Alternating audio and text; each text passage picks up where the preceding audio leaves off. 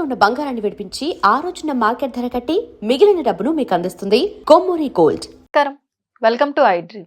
ధర్మ మార్గం విత్ విజిత కార్యక్రమానికి స్వాగతం.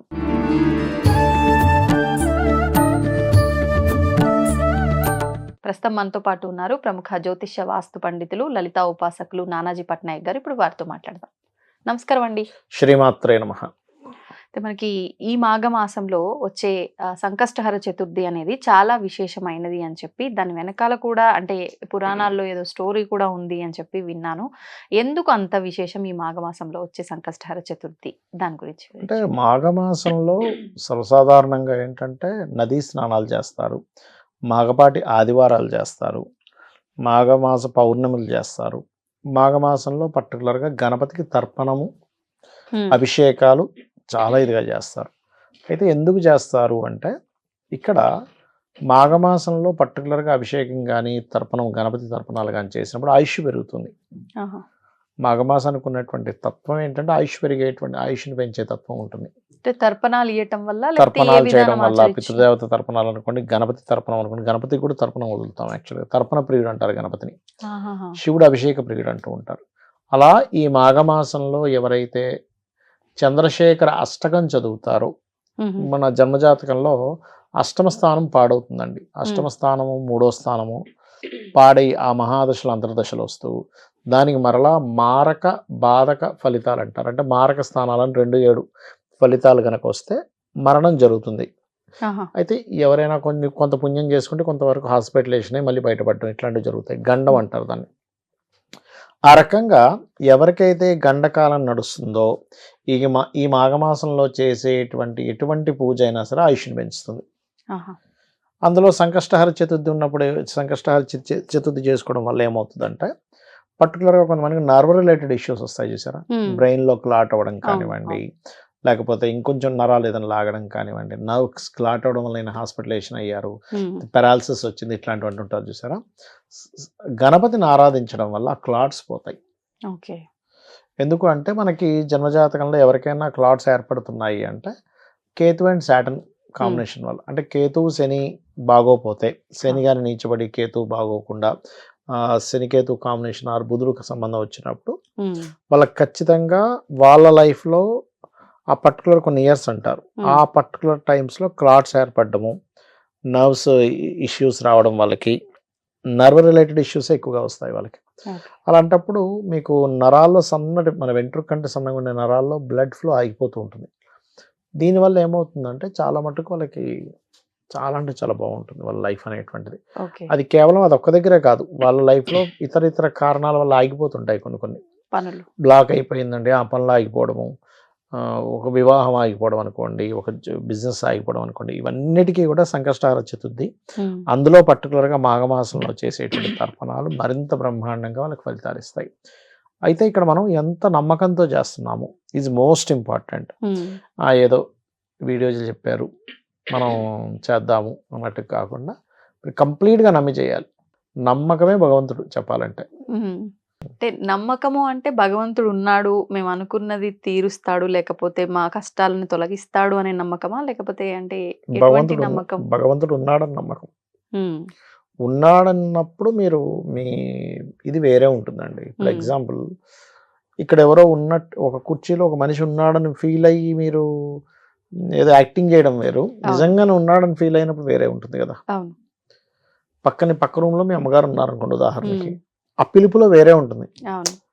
అంటే ఎంత గట్టిగా పిలిస్తే ఆవిడ పలుకుతుందని. ఒకసారి పిలిస్తే పలకపోతే ఇంకోసారి పిలుస్తారు, అదే ఏమైపోయినా పిలుస్తుంటే పలకట్లేదు అని అనిపిస్తుంది. కానీ లేదు, మీకు పక్క రూమ్లో మనిషి లేడు అని తెలుసు, కానీ ఉన్నట్టుగా ఫీల్ అయ్యి పలకాలంటే మీరు లోపల నుంచి రాదు. ఎలా పిలుస్తారు? లేదు అంటే మీ మైండ్లో లేదా ఇంకో స్టేజ్ ఉంటుంది, ఉందో లేదో తెలియదు అనుకోండి, అనుమానంగా పిలుస్తుంటారు. అంటే ఇక్కడ ఏంటంటే మీ మైండ్లో భగవంతుడు ఉన్నాడా లేడా అనే కన్ఫ్యూజన్ ఫస్ట్ క్లియర్ చేసుకోవాలి. ఉన్నాడు అనడానికి ఏమిటండి అంటే, మనకు అనేకమైనటువంటి పురాణాల్లో ప్రత్యక్షంగా అతను రావడం ఇవన్నీ కూడా మనం ఉన్నాయి. అంతదాకెందుకు, నేను మొన్న రీసెంట్గా మాకు ఒక 1 year బ్యాక్ మా పెద్ద అబ్బాయికి ఒక ఆయన అయితే ఆంజనేయ స్వామిని చూపించాడు డైరెక్ట్గా. అవును, మనం క్రిందటిసారి కూడా మాట్లాడాం. ఆంజనేయ స్వామిని చూపించడం, చనిపోయిన మా అమ్మ నాన్న, మా అత్త మామని కూడా చూపించాడు ఆయన పిలిపించి. అంటే ఏమిటంటే చూపించడము అంటే కళ్ళ Visual గా, వాళ్ళ ఆ. బింబం కనిపిస్తుందా లేదు, లేకపోతే ఏంటి? మీకు ఈ కెమెరా ఎలా కనిపిస్తుందో అలా డైరెక్ట్ కనబడింది. నేను అడిగా మా అబ్బాయిని, అరే నీకు ఎంత క్లియర్ కనిపిస్తుంది అంటే, ఏది వెనకున్న కట్టనేం కనిపించట్లేదు, వెనకున్న కట్టను మొత్తం క్లియర్ అయిపోయి కనబడుతుంది. కాకపోతే ముట్టుకుందామని ప్రయత్నం చేస్తే చెయ్యి మాత్రం లోపలికి పోతుంది. అంటే సినిమాల్లో చూపించినట్టు. సినిమాలో చూపించినట్టుగా ఏదో మొత్తం మీద అట్లా 2 సార్లు చూపించాడు, ఒకసారి కూడా కాదు. పోనీ అదేమైనా ఇమాజినేషన్ లేకపోతే ఏదైనా ఒక ఇల్యూజన్ లాగా ఒక మెస్ప్రైజ్ చేశాడు అనుకుంటే, మరి నువ్వు కళ్ళు మూసుకుంటే తెరిస్తే పోవాలిగా. అవును. ఇలా దండం పెట్టుకొని ఇలా చూడగానే మళ్ళీ సేమ్ ఉంటుంది అక్కడ. ఒక కట్టెన్ ఉంటే ఎలా కనిపిస్తుంది, మనకు గోడ ఉంటే ఎలా కనిపిస్తుంది, సేమ్ యాజ్ ఇట్ ఈస్ అలాగే కనిపిస్తుంది 2 times కూడా. ఒక్కరికి కాదు, ఇప్పుడు 40-50 మంది చూపించాడు ఆయన ఒక 20 సంవత్సరాల పీరియడ్లో. అయితే అతను చెప్పేదాన్ని బట్టి లేకపోతే నేను నా ఎక్స్పీరియన్స్ బట్టి నాకు అర్థమైన విషయం ఏంటంటే, రకరకాల డైమెన్షన్స్లో రకరకాల ఎనర్జీస్ ఉన్నాయి. భగవంతుడు అనుకోండి, యక్షులు అనుకోండి, గంధర్వులు అనుకోండి, లేకపోతే పితృదేవతలు అనుకోండి, అప్సరస్సులు అనుకోండి. ఆ డైమెన్షన్ మనకు కనెక్ట్ అయినప్పుడు మన కంటికి కనబడుతుంది. తప్పిస్తే ఇప్పుడు చూడండి, మనం అంత దాకెందుకు, ఎవరైనా ఏదో ఒక మంత్రం తీసుకొని మీరు కనుక అది తదేకంగా మీరు అదే మంత్రాన్ని కంటిన్యూస్గా చేయగలిగితే దర్శనం జరుగుతుంది ఖచ్చితంగా. కాకపోతే ఎవరు కూడా దర్శనం అవుతుంది అని నమ్మకంతో చేయట్లే. మనకి ఎక్కడ అవుతుందిలే, మనం పాపాత్మలం, అంత సీన్ లేదు, మనం చూస్తే మనం ఉండగలమా, తట్టుకోగలమా, అసలు నిజంగానే కనబడుతుందా, అసలు నిజంగానే ఉంటే కదా కనబడాలి, మనం ఫీల్ అవుతున్నామేమో భగవంతుడు ఉన్నాడని, లేకపోతే ఏదో ఎనర్జీ రూపంలో ఉంది, ఆ ఎనర్జీయే భగవంతుడు. కొంతమంది ఏమంటారు, ఏదో ఉందండి, ఏదో శక్తి నడిపిస్తుంది అంటాడు. కానీ 100% మీరు ఏ ఆకారాన్ని అనుకుంటే అది ఖచ్చితంగా 100% కనబడి తీరుతుంది. మీకు తను సిద్ధిస్తుంది.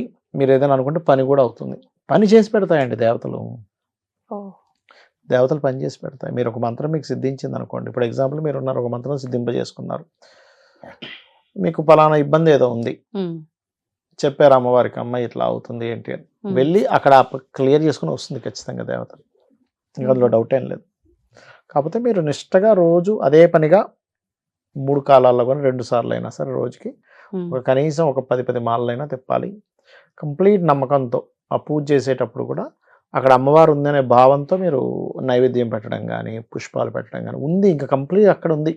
మనకు కనబడేది విగ్రహం కాదు, మనం ఒక ఆకారం మనకు అర్థం అవ్వాలని పెట్టుకున్నాం అని కనుక మీరు ఎప్పుడైతే చేస్తారో ఖచ్చితంగా ఫలితం ఉంటుంది. అలాగే సంకష్టహర చతుర్థి ఎవరైతే నిష్టగా చేస్తారో 100% వాళ్ళ లైఫ్లో ఉన్నటువంటి ఆటంకాలు తొలగిపోవాల్సింది. అందులో డౌట్ లేదు. ఏ విధానంలో చేసినా కూడా మీరు భక్తి ప్రధానం రూపంలో చేస్తారు, పూజ రూపంలో, మీరు అన్నట్టు మంత్ర రూపంలో, మీరు ఎలా చేసినా నమ్మకం ముఖ్యం అంటున్నా నేను.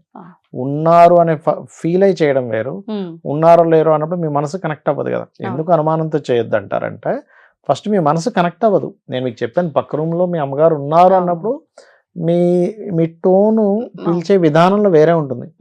ఉన్నారో లేరో అన్నప్పుడు మీ పిలిచే విధానంలో వేరే ఉంటుంది. అంటే పరిస్థితులను బట్టి ఇంకా మనం ఎలా అయితే మాట్లాడతామో, అంటే మీ మనసు, మీ ఆలోచన, లేకపోతే మీ నమ్మకం ఎంతవరకు కనెక్ట్ అయిందనే దాని మీద దేవత అనుగ్రహం ఉంటుంది. మీ భక్తి, ప్రధానంగా భక్తి. భక్తి లేకుండా మీరు బాహ్యంగా ఎన్ని చేసినా అది ఏమీ ఫలించదు.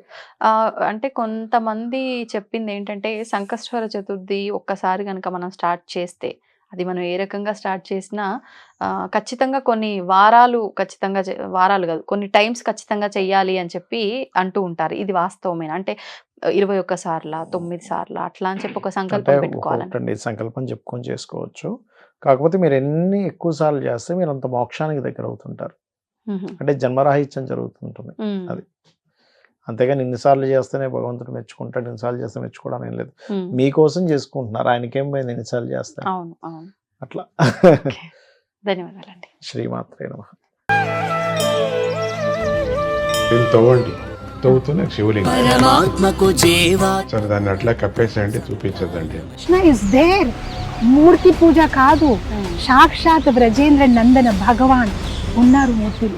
ఏమీ ఆశించకుండా ఆరాధించే వాళ్ళు కూడా ఉన్నారా ప్రభుజీ? నిజమైన భక్తి